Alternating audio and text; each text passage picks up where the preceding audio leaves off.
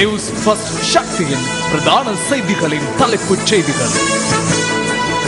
News first weekend பிரதான செய்திகளின் தலைப்புச் செய்திகளோடு இணைந்து கொள்வது ஜெஃப்ரி ஜெபதர்ஷன். 2020 உலக கிண்ண களத்தில் இந்தியா மற்றும் இலங்கை அணிகள் பல பரீட்சை. நேர்மையான நல்லாட்சி ஒன்றை நாட்டில் ஏற்படுத்த வேண்டும், முன்னாள் ஜனாதிபதி தெரிவிப்பு. மனித உரிமை ஆணையாளருக்கு உள்நாட்டு நடவடிக்கைகளில் தலையீடு செய்வதற்கு இடமளிக்கப் போவதில்லை என்கிறார் அமைச்சர் நிமால் ஸ்ரீபால டி சில்வா.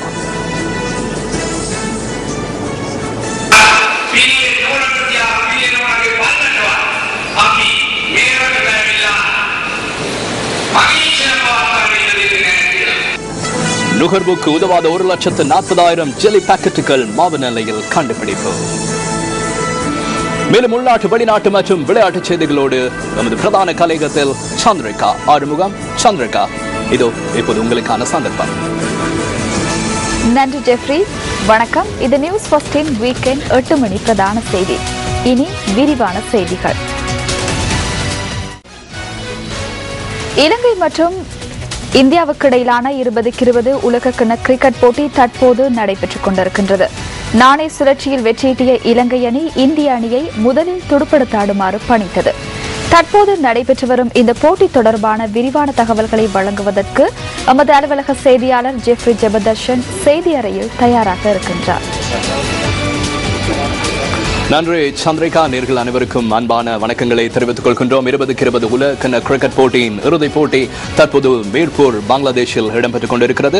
உங்களுக்கு தெரியும், இன்றைய போட்டி 40 நிமிடங்கள் தாமதித்தே ஆரம்பமாக இருந்தது. குறிப்பாக மீர்பூரில் மழை ஏற்பட்டிருந்தது. இதனால் போட்டி 40 நிமிடங்கள் தாமதித்து இலங்கை நேரப்படி இரவு 7:10 அளவில் ஆரம்பமாக இருந்தமை குறிப்பிடத்தக்கது. இந்த போட்டியில் நாணய சுழற்சியில் வெற்றி பெற்ற இலங்கை அணி தலைவர் லசித் மாலிங்க முதலில் களத்தடுப்பில் ஈடுபட தீர்மானித்திருந்தார். அந்த வகையிலே முதலில் களத்தடுப்பில் இலங்கை அணி ஈடுபட தீர்மானித்திருந்தது. குறிப்பாக லசித் மாலிங் குறிப்பிட்ட விடயம் என்று சொன்னால், குமார் சங்கக்கார் அதே போல மஹல ஜாவதன ஆகியோருடைய இறுதி 20-20 போட்டி இது என்பதால் இன்றைய போட்டியில் எவ்வாறாவது வெற்றி பெற்று அவர்களுக்கு இந்த வெற்றியை சமர்ப்பிப்பதாக லசித் மாலிங் குறிப்பிட்டிருந்தார். அதே போன்று இந்திய அணி தலைவர் மகேந்திர சிங் தோனி குறிப்பிட்ட விடயம் என்று சொன்னால், இரண்டாவதாக துடுப்படுத்தாடி வெற்றி இலக்கை நோக்கி துடுப்படுத்தாடி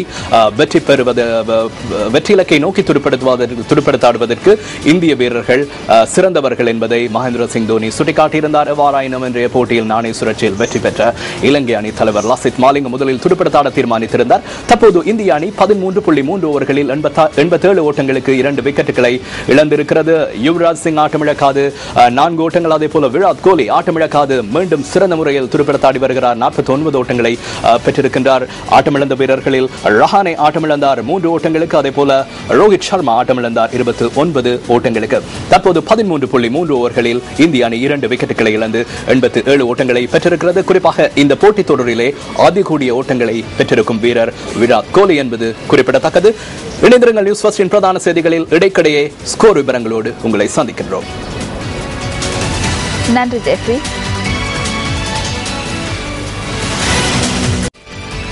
நேர்மையான நல்லாட்சி ஒன்றை நாட்டில் ஏற்படுத்த வேண்டும் என முன்னாள் ஜனாதிபதி சந்திரிகா பண்டாரநாயக்க குமாரதுங்க தெரிவித்தார்.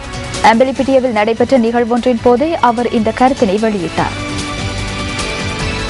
உடவளவ மற்றும் சந்திரிகா பாவியை நிர்மாணித்து விவசாயிகளின் நலனுக்காக முன்னின்று செயற்பட்டவர்களை கௌரவிக்கும் நோக்கில் இந்த நிகழ்வு நடைபெற்றது. நீதி மற்றும் ஜனநாயகத்துக்கான சந்திரிகா குமாரதுங்க மன்றம் மற்றும் அம்பிலிப்பிட்டி தினகர மக்கள் அபிவிருத்தி மையம் ஆகியன ஒன்றிணைந்து இந்த நிகழ்வினை ஏற்பாடு செய்திருந்தது. அதிகாரத்துக்கோ அதிகாரத்தின் மூலம் பெற்றுக்கொள்ளக்கூடிய பணத்துக்கோ பேராசை பிடித்தவர் நான் அல்ல. அதனால்தான் நான் ஆட்சியிலிருந்து செல்லும் போது மிகவும் ஏழ்மையாகவே சென்றேன். எனது பெற்றோரிடமிருந்து கிடைத்த காணிகளை விற்றுதான் தற்போது நான் வாழ்க்கையை கொண்டு செல்கிறேன்.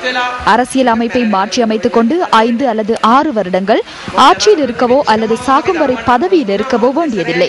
நான் ஜனாதிபதியாக தெரிவு செய்யப்பட்ட போது 2 தடவைகளுக்கு மேல் பதவியில் இருக்க போவதில்லை என எனது பிள்ளைகளுக்கு உறுதிமொழி அளித்தேன். அதற்கு பின்னர் நான் வீட்டில் ஓய்வாக இருப்பதாக கூறினேன். ஆனால் தாங்கள் இன்னும் ஜனாதிபதி தேர்தலுக்கு தயாராகவில்லை. எனவே நீங்கள் விரும்பினால் அரசியல் அமைப்பை மாற்றி ஜனாதிபதி தேர்தலில் போட்டியிட முடியும் என கட்சி எனக்கு தகவல் அனுப்பியது. அதற்கு ஒருபோதும் நான் விரும்பவில்லை என அவர்களுக்கு நான் தெரிவித்தேன். எனது பெற்றோர்கள் ஜனநாயகத்துக்கு எவ்வாறு மதிப்பளிக்க வேண்டும் என கற்றுக் கொடுத்துள்ளனர். அதன் பின்னர் நான் வீட்டுக்கு ஓய்வுக்காக சென்று விட்டேன். ஆனால் தற்போது அதனை மாற்றிவிட்டார்கள். நான் விரும்பினால் தற்போதைய அரசியல் அமைப்பின்படி 3வது தடவையாகவும் ஜனாதிபதியாக மீண்டும் வர முடியும். ஆனால் அவ்வாறானதொரு தேவை எனக்கில்லை. விதி எவ்வாறு சுற்றுகின்றது என்பதை காண்கின்றோம். அரசியல் முறைமையில் மாற்றத்தை ஏற்படுத்த வேண்டும் எனவும் முன்னாள் ஜனாதிபதி இதன்போது தெரிவித்தார்.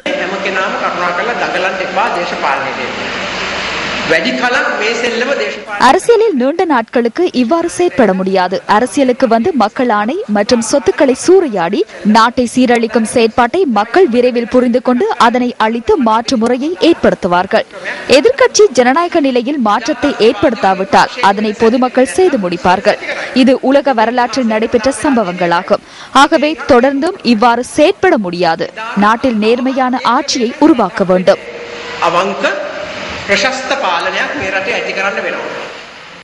இந்த நிகழ்வின் போது முன்னாள் ஜனாதிபதி சந்திரிகா பண்டாரநாயக்க குமாரதுங்கவினால் தெரிவிக்கப்பட்ட மேலும் பல கருத்துக்களை நாளை இரவு 10:30க்கு ஒளிபரப்பாகும் எமது ஃபைனல் கட் தொகுப்பின் ஊடாக எதிர்பாருங்கள்.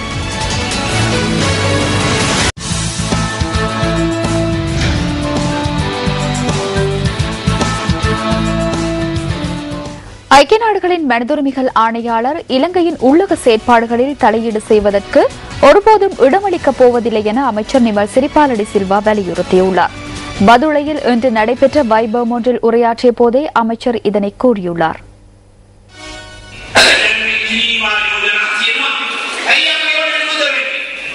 தற்போது ஜெனீவா பிரேரணை உள்ளது. ஏன் நாம் அதனை எதிர்க்கின்றோம்? எமக்கென்று மகத்துவம் உள்ளது. நாட்டில் உள்ள உள்ளக விவகாரங்களில் வெளித்தரப்பினர் தலையீடு செய்வதை நாம் விரும்பவில்லை. அதற்கு இடமளிக்கவும் மாட்டோம். நமது நாட்டில் பிரச்சனை இருந்தால் நாமே அதற்கு தீர்வினை காண வேண்டும். இதன் காரணமாகவே ஜனாதிபதியும் நமது அரசாங்கமும் சர்வதேச சதிகளுக்கு எதிராக அந்த பிரேரணைக்கு எதிராக ஜெனீவாவில் போராடினோம். பிள்ளை அம்மையார் அல்ல, அவரது நாய் கூட இலங்கைக்கு வந்து விசாரணை நடத்துவதற்கு நாம் இடமளியோம் என்பதை இலங்கையிலும் மிக தெளிவாக கூறியுள்ளோம். ஏனெனில் ஜனாதிபதி மஹிந்த ராஜபக்ச நாட்டின் சுயாதீன தன்மை, இறைமை மற்றும் மகத்துவத்தை பாதுகாப்பதற்கும் நாட்டின் அபிமானத்தை பாதுகாப்பதற்கும் நியமிக்கப்பட்ட ஒருவராவார்.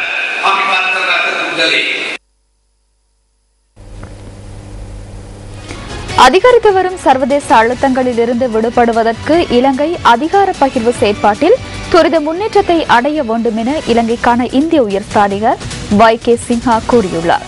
கொழும்பில் கடந்த வெள்ளிக்கிழமை சர்வதேச ஊடகவியலாளர்களுடனான சந்திப்பின் போது அவர் இதனை குறிப்பிட்டதாக தி ஹிந்து பத்திரிகை செய்தி வெளியிட்டுள்ளது. அரசாங்கத்திற்கும் தமிழ் தேசிய கூட்டமைப்பிற்கும் இடையிலான பேச்சுவார்த்தை மிக விரைவில் ஆரம்பிக்கப்பட வேண்டியது முக்கியமானது என இலங்கைக்கான இந்திய உயர்ஸ்தானிகரை மேற்கோள் காட்டி தி ஹிந்து பத்திரிகை தெரிவித்துள்ளது. இதற்கான சூழலை இலங்கை அரசாங்கம் ஏற்படுத்த வேண்டும் என்றும் அவர் சுட்டிக்காட்டியுள்ளார். 13வது திருத்த சட்டத்தை நடைமுறைப்படுத்துவது தொடர்பில் இலங்கை மற்றும் இந்திய உயர் மட்டத்தில் பேச்சுவார்த்தைகளை முன்னெடுக்கப்படுவதாக சர்வதேச ஊடகவியலாளர்களுடனான சந்திப்பின் போது இந்திய உயர்ஸ்தானிகர் தெரிவித்துள்ளார். அரசியல் தீர்வொன்றுக்கு விரைவில் செல்ல வேண்டிய அவசியம் தொடர்பில் இந்தியா தொடர்ந்தும் வலியுறுத்தியுள்ளதாக தெரிவித்துள்ள இந்திய உயர்ஸ்தானிகர் இதற்காக இலங்கை தலைமைத்துவம் வகிக்க வேண்டும் என்பதனை கற்றுக்கொண்ட பாடங்கள் மற்றும் நல்லிணக்கம் தொடர்பான ஆணைக்குழு சுட்டிக்காட்டியுள்ளதாகவும் அவர் தெரிவித்துள்ளார். மீனவர் பிரச்சினையை தீர்ப்பதற்காக மனிதுரிமைகள் பேரவையில் வாக்களிப்பில் கலந்து கொள்ளாமல் இருக்க இந்தியா எடுத்த தீர்மானம் காரணமாக அமைந்ததா என இதன்போது ஊடகவியலாளர்கள் இந்திய உயர்ஸ்தானிகரிடம் கேள்வி எழுப்பினர். இரு தரப்பிற்கும் அழுத்தம் கொடுக்க வேண்டிய தேவை இந்தியாவுக்கு இல்லை எனவும் அரசியல் செயற்பாட்டினை மீள ஆரம்பிப்பதே இந்தியாவின் நோக்கம் எனவும் அவர் இதன்போது தெரிவித்துள்ளார். ஜெனீவா அமர்வின் பின்னர் இந்திய மீனவர்களை விடுதலை செய்ய ஜனாதிபதி மஹிந்த ராஜபக்ச மேற்கொண்ட தீர்மானத்திற்கு இந்திய உயர்ஸ்தானிகர் நன்றி தெரிவித்ததாக தி ஹிந்து குறிப்பிட்டுள்ளது. இந்திய மத்திய அரசின் வெளிவகார கொள்கைகளுக்கு தமிழக அரசினால் விடுக்கப்படும் அச்சுறுத்தல்கள் தொடர்பில் இதன்போது ஊடகவியலாளர்கள் கேள்வி எழுப்பியுள்ளனர். இந்திய வெளிவகார கொள்கைகள் மக்களின் அபிலாஷைகளுக்கு அமைவாக தீர்மானிக்கப்படும் விடயம் என இந்திய உயர்ஸ்தானிகர் பதிலளித்துள்ளார். எவ்வாறாயினும் இறுதி தீர்மானங்கள் இந்தியாவின் தேசிய முக்கியத்துவத்தை கருத்தில் கொண்டே மேற்கொள்ளப்படும் என்றும் அவர் மேலும் தெரிவித்ததாக தி ஹிந்து பத்திரிகை செய்தி வெளியிட்டுள்ளது. இலங்கைக்கு எதிரான அமெரிக்காவின் பிரேரணையின் வாக்கெடுப்பின் போது நடுநிலை வகித்தமையினால் இந்தியாவை எதிர்வரும் காலங்களில் நம்ப முடியாத நிலை ஏற்பட்டுள்ளதாக தமிழ் தேசிய கூட்டமைப்பு தெரிவிக்கின்றது. மட்டக்களப்பில் இடம்பெற்ற நிகழ்வொன்றின் போது தமிழ் தேசிய கூட்டமைப்பின் மட்டக்களப்பு மாவட்ட பாராளுமன்ற உறுப்பினர் பொன் செல்வராசா இதனை குறிப்பிட்டுள்ளார். 23 வாக்குகளை பெற்று இந்த தீர்மானம் நிறைவேற்றப்பட்டிருக்கின்றது. இதிலே ஒரு விசேட அம்சம் என்னவென்று சொன்னால், கடந்த 2 ஆண்டு காலமாக எமது தமிழ் மக்களின் கோரிக்கைகளை ஆதரித்து வந்த இந்தியா இன்று இந்த முறை நடுநிலைமைக்கு தள்ளப்பட்டிருக்கின்றது. அந்த இந்தியா தமிழ் மக்களின் நெஞ்சங்களை வென்றெடுக்கவில்லை என்பதற்காக பல உதாரணங்களை நாங்கள் எடுத்து காட்டலாம். ஜெனீவாவிலே இறுதி தீர்மானம் எடுப்பதற்கு முதல் பாகிஸ்தான் 3 பிரேரணைகளை நடுநிலைமை வகித்தார்கள் என்றால் நாங்கள் இந்தியாவை இனிமேல் நம்ப முடியுமா என்ற ஒரு நம்பிக்கை ஈனம் கூட எம் தமிழ் மக்கள் மத்தியிலே ஏற்பட்டிருக்கின்றது. ஸ்ரீலங்கா அரசாங்கம் இன்று 16 அமைப்புகளை தடை செய்திருக்கின்றது. 425 பேரின் பெயர்களை அதிலே பட்டியலிட்டிருக்கின்றது. இதில் வெட்கமாக இருக்கின்றது என்னவென்றால் அந்த பட்டியலிலே இட்டவர்கள் ஒரு சிலர் இறந்திருக்கின்றார்கள். இன்னும் சிலர் ஸ்ரீலங்கா சுதந்திர கட்சியின் அமைப்பாளர்களாக இந்த மட்டக்களப்பிலே வாழ்ந்து கொண்டிருக்கின்றார்கள். அவர்களின் பெயர்களையும் அங்கே தடை செய்யப்பட்டிருக்கின்றது என்றால் அந்த ஸ்ரீலங்கா சுதந்திர கட்சியும் தடை செய்யப்பட வேண்டும் தானே என்பதுதான் எங்கள் நியாயம்.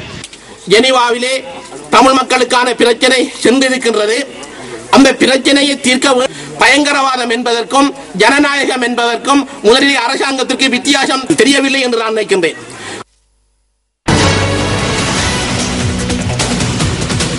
இடியுடன் கூடிய மழை வீழ்ச்சி அதிக அளவில் பதிவாகின்ற காலப்பகுதியே இது. இவ்வாறான இடியுடன் கூடிய மழை வீழ்ச்சி பதிவாகின்ற இந்த காலப்பகுதியில் ஒவ்வொரு ஆண்டும் மின்னல் தாக்கத்தினால் பலரது உயிர்கள் காப்பு கொள்ளப்படுகின்றது. இதற்கமைய நாட்டின் இருவேறு பகுதிகளிலும் நேற்றைய தினம் ஏற்பட்ட மின்னல் தாக்கத்தினால் 3 உயிர்கள் காப்பு கொள்ளப்பட்டன. 36 வயதான சமிந்த குமார சோமதிலக்க மற்றும் 26 வயதான தினேஷ் நுவான் ரத்நாயக் ஆகியோர் நெல் அறுவடைக்காக குளியாப்பிட்டியவிலிருந்து புத்தளம் தம்போவ தெவினுவர பகுதிக்கு வருகை தந்துள்ளனர். எனினும் பிரதேசத்தில் நேற்றைய தினம் ஏற்பட்ட அதிக மழையுடன் கூடிய வானிலையினால் நெல் அறுவடையை மேற்கொள்ள முடியாதிருந்தது.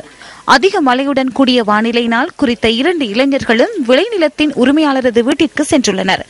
இவர்கள் வீட்டில் தங்கியிருந்த சந்தர்ப்பத்தில் தொலைக்காட்சிக்காக பொருத்தப்பட்டிருந்த ஆண்டனாவுக்கு மின்னல் தாக்கம் ஏற்பட்டுள்ளதாகவும் அதன் பின்னர் அவர்களும் தாக்கத்திற்கு இலக்கானதாகவும் தெரிவிக்கப்படுகின்றது.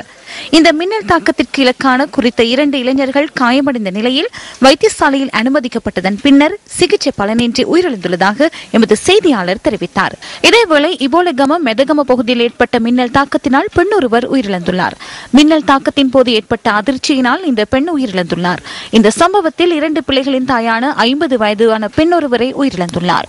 மழை அல்லது இடியுடன் கூடிய மழை நாடு முழுவதும் பரவலாக பிற்பகல் அல்லது இரவில் பெய்யும். சில இடங்களில் கூடிய மழை வீழ்ச்சியினை நாம் எதிர்பார்க்கிறோம். கிழக்கு ஊவா மாகாணங்களிலும் அம்பாந்தோட்டை மாவட்டத்திலும் காலை வேளைகளில் மழை எதிர்பார்க்க முடியும். இடியுடன் கூடிய மழையின் போது அப்பிரதேசங்களில் தற்காலிகமாக கடும் காற்று வீசக்கூடும். இடிமின்னலினால் ஏற்படும் சேதங்களை குறைத்துக் கொள்ள முன்னெச்சரிக்கை நடவடிக்கைகளை மேற்கொள்ளும்படி பொதுமக்களிடம் வேண்டுகிறோம். இடிமின்னலால் இறந்தவர்களின் எண்ணிக்கை இன்று வரை 7 மரணங்கள் எமக்கு கிடைக்கப்பட்டுள்ளன. கடல் பிரதேசத்தை பொறுத்தவரையில் திருகோணமலை தொடக்கம் பொற்றில் அம்பாந்தோட்டை ஊடாக தாலி வரையிலான கடல் பிரதேசங்களுக்கு அப்பாற்பட்ட கடல் பிரதேசங்களில் ஆங்காங்கே மழை பெய்யும். மேற்கு வடமேற்கு கரையோர பகுதிகளிலும் ஆங்காங்கே மாலை அல்லது இரவு வேளைகளில் மழை அல்லது இடியுடன் கூடிய மழை பெய்யும். காற்று தென்கிழக்கு அல்லது மாலை திசைகளில் வீசுவதுடன் வேகம் மணிக்கு 20 தொடக்கம் 30 கிலோமீட்டர் வரை காணப்படும். மாத்தறை பிட்டபத்திர பானகல பகுதியை நேற்று பிற்பகல் ஊடரத்து வீசிய சுழல் காற்றினால் 10 வீடுகளுக்கு சேதம் ஏற்பட்டுள்ளது. இந்த சுழல் காற்றினால் மின்சார தடை ஏற்பட்டதாகவும் வாகன போக்குவரத்து பாதிக்கப்பட்டதாகவும் எமது செய்தியாளர் குறிப்பிட்டார்.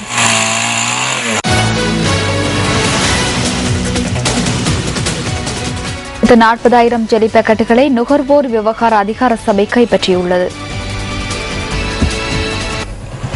மாவநில பகுதியில் உள்ள ஜெலி பாக்கெட் உற்பத்தி நிலையம் ஒன்று சுற்றி வளைக்கப்பட்ட போது இவை பறிமுதல் செய்யப்பட்டதாக அதிகார சபையின் பிராந்திய நடவடிக்கைகளுக்கான பிரதி பணிப்பாளர் தெரிவித்துள்ளார். காலி பகுதியில் அண்மையில் மேற்கொள்ளப்பட்ட சுற்றி வளைப்பின் போது காலாவதியான ஜெலி பாக்கெட்டுகள் கைப்பற்றப்பட்டிருந்தன. இதற்கமைய ஜெலி உற்பத்தி நிலையம் சுற்றி வளைக்கப்பட்டதாக நுகர்வோர் விவகார அதிகார சபை குறிப்பிட்டுள்ளது. ஜெலி பாக்கெட்டுகளின் வெளிப்புறத்தில் காலாவதி திகதி மோசடியான முறையில் மாற்றி அச்சிடப்பட்டிருந்தமை சோதனையின் போது தெரியவந்துள்ளதாக நுகர்வோர் விவகார அதிகார சபை தெரிவிக்கின்றது. காலாவதியான ஜெலி பாக்கெட்டுகளின் காலாவதி திகதியை மாற்றி சந்தைக்கு விநியோகித்த குறித்த உற்பத்தி நிலையத்துக்கு எதிராக வழக்கு தாக்கல் செய்வதற்கு நுகர்வோர் விவகார அதிகார சபை நடவடிக்கை எடுத்துள்ளது. 95வது பிறந்த தினத்தை கொண்டாடிய பிரபல நடிகரான கலாநிதி லெஸ்டர் ஜேம்ஸ் பீரிஸுக்கு ஜனாதிபதி மஹிந்த ராஜபக்ச பிறந்தநாள் வாழ்த்துக்களை தெரிவித்துள்ளார். கலாநிதி லெஸ்டர் ஜேம்ஸ் பீரிஸின் வீட்டிற்கு நேற்றிரவு சென்ற ஜனாதிபதி அவரின் நலன் குறித்தும் கேட்டறிந்து கொண்டார்.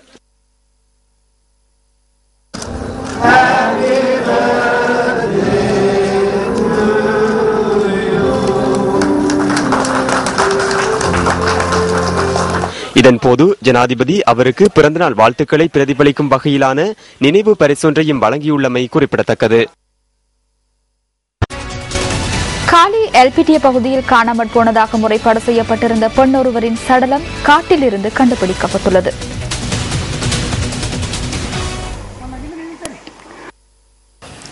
வயதான குறித்த பெண் காணாமற் போனதாக கடந்த 25ஆம் தேதி எல்பிடிய போலீஸ் நிலையத்தில் முறைப்பாடு செய்யப்பட்டிருந்தது. எவ்வாறாயினும் இவர் தமது கணவரால் வீட்டில் வைத்து கொலை செய்யப்பட்டுள்ளமை விசாரணைகளில் உறுதி செய்யப்பட்டுள்ளது.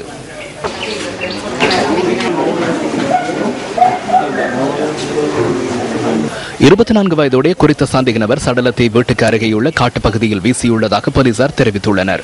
வீட்டின் சுவரில் இருந்து இரத்தக்கரையை அடிப்படையாக கொண்டு சந்தேக நபரை போலீசார் கைது செய்துள்ளனர். இதுவேளை சந்தேக நபரின் வீட்டுக்கு சிலர் தீ வைத்துள்ளதாக போலீசார் தெரிவித்தனர். உலக இளைஞர் மாநாட்டை முன்னிட்டு நியூஸ் ஃபர்ஸ்ட் மற்றும் ஸ்ரீலங்கா யூத் ஆகியன இணைந்து மேற்கொண்டுள்ள around the world in 40 days குழுவினர் 11வது நாளான இன்று ஜப்பானின் டோக்கியோ நகரின் பல பிரதேசங்களுக்கும் விஜயம் செய்துள்ளனர். பானகல உபதிச தேரர் விகாராதிபதியாக செயற்படும் சாவரகில் அமைந்துள்ள லங்காஜி விகாரையில் இன்று இடம்பெற்ற மத அனுஷ்டானங்களின் பின்னர் இன்று குழுவினர் பயணத்தை ஆரம்பித்தனர். Around the world in 40 days குழுவினர் நாளை ஜப்பானின் இளைஞர் சம்மேளனத்தின் பிரதிநிதிகளை சந்திக்க உள்ளனர். Around the world in 40 days.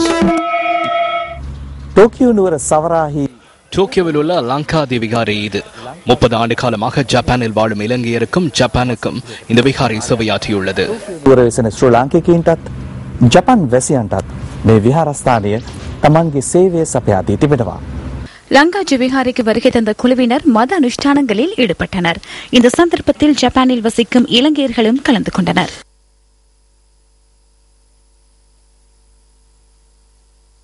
ජාතික ධර්ම සේවා සභාවත් ඒ වගේම සිරස ආයතනයේ පිරිසත් එක්ක මේ දිනවල රටවල් කීපයක සංචාරය කරලා இந்த குழுவினர் சிரசு ஊடக வலையமைப்பு ஆகியன இணைந்து தற்போது பல நாடுகளுக்கும் விஜயம் மேற்கொண்டு வருகின்றனர். இதன் அடிப்படையில் இன்று இந்த விகாரைக்கு அவர்கள் வந்துள்ளனர். அவர்கள் முன்னெடுக்கும் இந்த பணி சிறந்த முறையில் நிறைவேற ஆசி வழங்கினோம்.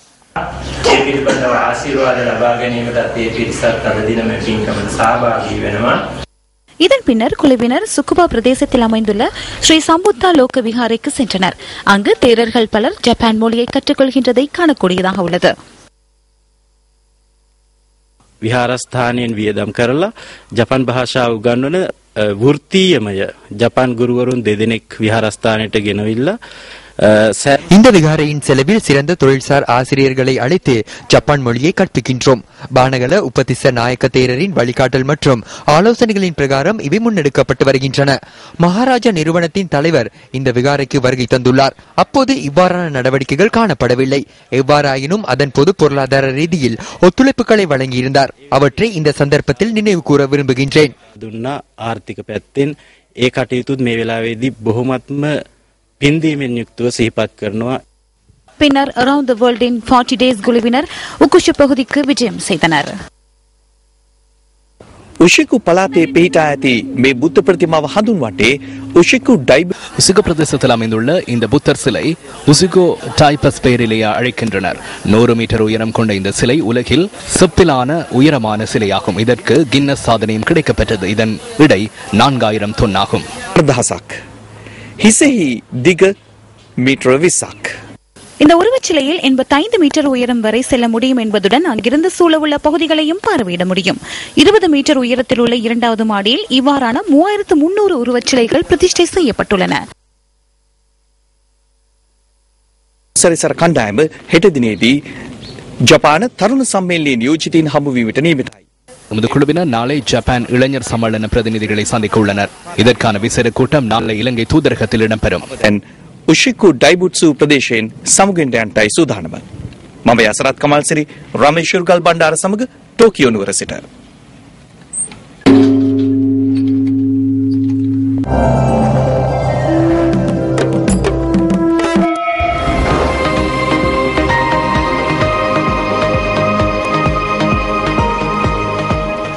முன்னாள் அமைச்சர் காலஞ்சென்ற ஜெயராஜ் பெர்னாண்டோ புள்ளையின் 6வது நிறைவாண்டு இன்று நினைவு கூறப்பட்டது.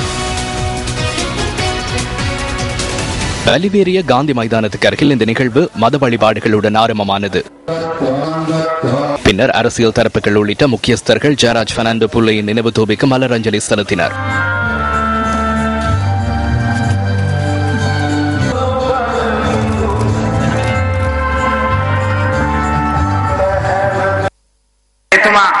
නැති අඩු අවුරුදු 6ක් ගියක් අපිට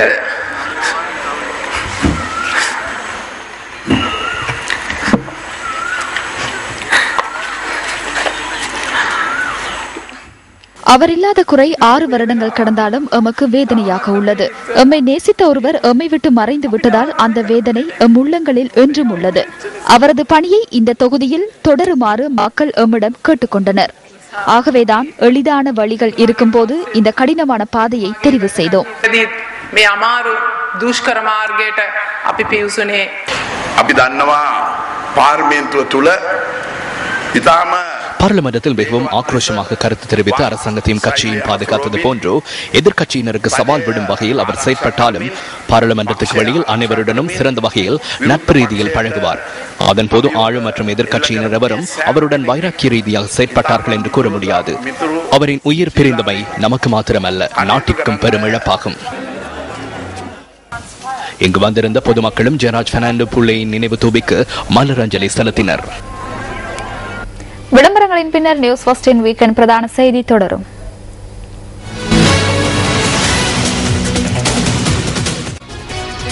காணாமற் போன MH370 மலேசிய விமானத்தினை தேடும் பணியில் ஈடுபட்டுள்ள சீன கப்பலுக்கு குறித்த விமானத்தின் சமிக்கைகள் இந்து சமுத்திரத்திலிருந்து கடந்த 2 நாட்களாக கிடைத்துள்ளன.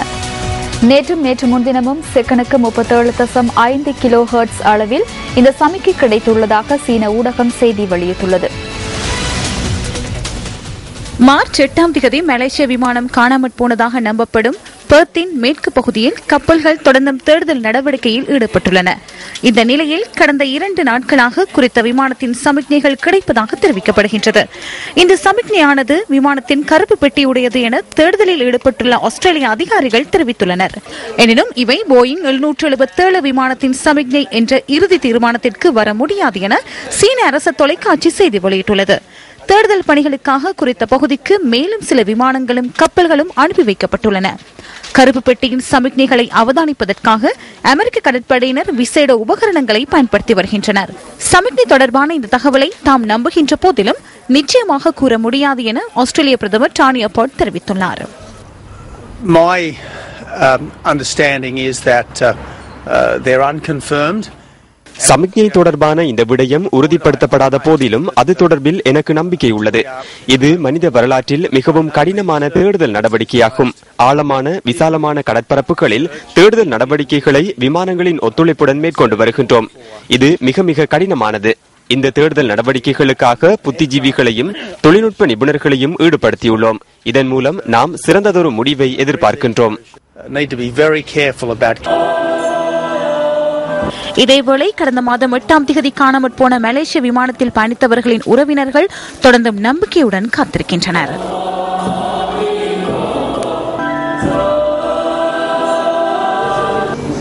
உலக கிரிக்கெட் போட்டியின் இறுதிப் போட்டி இலங்கை மற்றும் இந்திய அணிகளுக்கு இடையில் இடம்பெற்று வருகிறது. தற்போது 19.1 ஓவர் நிறைவில் இந்திய அணி 3 விக்கெட்டுகளை இழந்து 123 ஓட்டங்களை பெற்றிருக்கிறது. அணித்தலைவர் மகேந்திர சிங் தோனி அதே போல விராட் கோலி ஆகியோர் ஆட்டமிழக்காது துடுப்படுத்தாடிக் கொண்டிருக்கிறார்கள். விராட் கோலி ஆட்டமிழக்காது 76 ஓட்டங்களை பெற்றிருக்கின்றார். தற்போது 19வது ஓவரின் 2வது பந்து அகலப்பந்தாக கணிக்கப்படுகிறது. எனவே 124 ஓட்டங்கள் 3 விக்கெட்டுகளை இழந்து இந்திய அணி துடுப்படுத்தாடிக் கொண்டிருக்கிறது. இன்னும் 5 பந்துகள் எஞ்சி இருக்கின்றது. பொறுத்திருந்து பார்க்கலாம் இந்திய அணி எத்தனை ஓட்டங்களை இலங்கை அணிக்கு வெற்றி இலக்காக வழங்கப்பட போகின்றது என்று மீண்டும் பிரதான செய்திகளோடு இணைந்து கொள்வோம். சந்திரிகா, உங்களுக்கான சந்தர்ப்பம் இப்போது. நன்றி எஃப்ரி. இனி வெளிநாட்டுச் செய்தி. மகளிருக்கான 2020 உலக கிண்ணத்தை 3வது தடவையாகவும் ஆஸ்திரேலிய அணி இன்று கைப்பற்றியது. பங்களாதேஷ் மிர்பூர் மைதானத்தில் இன்று நடைபெற்ற இறுதிப் போட்டியில் இங்கிலாந்து மகளிர் அணியை 6 விக்கெட்டுகளினால் தோற்கடித்தே ஆஸ்திரேலிய அணி கிண்ணத்தை கைப்பற்றியது.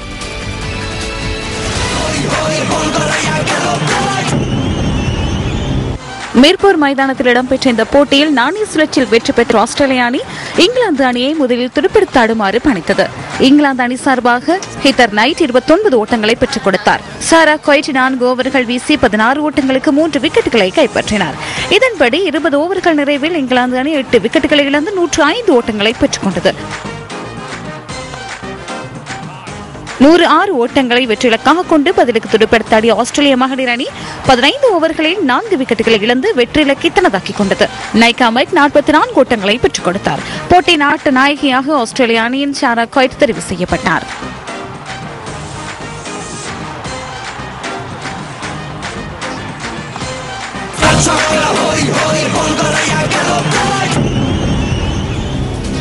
இத்துடன் நியூஸ் ஃபர்ஸ்டின் 8 மணி வீக்கெண்ட் பிரதான செய்தி நிறைவு பெறுகின்றது.